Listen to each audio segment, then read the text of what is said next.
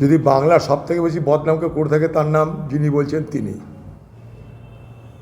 এই বাংলার আজকে ভারতবর্ষে তার সমস্ত অতীত ঔজ্জ্বল্য, অতীত গর্ব, অতীত পরিচয় হারাতে চলেছে। বিধানচন্দ্র রায়ের বাংলা আজ কোথায়? ঘরে ঘরে তৃণমূল আজ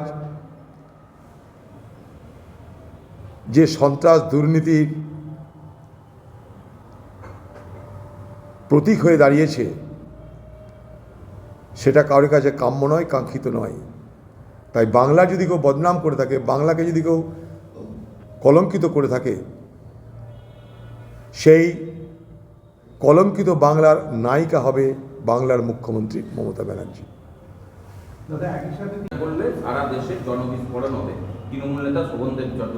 যাই না, সারা দেশে কোথায় কী হবে যাই না, বাংলায় হয়েছে তাই দেখে বলছি। এটা জনবিস্ফোরণ নয়, এটা ক্রিমিনালদের, অপরাধীদের বিস্ফোরণ, অপরাধীদের সংগঠিত আক্রমণ। জনবিস্ফোরণ হলে ভালো লাগতো আমার, কিন্তু এটা অপরাধীদের সংগঠিত আক্রমণ বলে আমি মনে করি। Predetermined, well organised assault.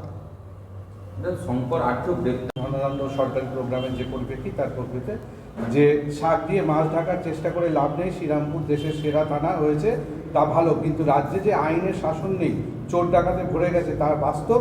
শুধু মুখের কথা এই ধারণা বদলাবে না। এই লাইনটা ঠিকই তো বলেছি, বাংলায় বললাম তো একটু আগে তো বললাম। এই লাইন কিন্তু নেই, একটু বললাম না, আদর্শ থানা কী হবে সে মুখ্যমন্ত্রী জানে। বাংলায় আইন শৃঙ্খলা নেই, আমরা নিয়ে অভিজ্ঞতায় দেখছি, বললাম তো স্পষ্ট করে একটু।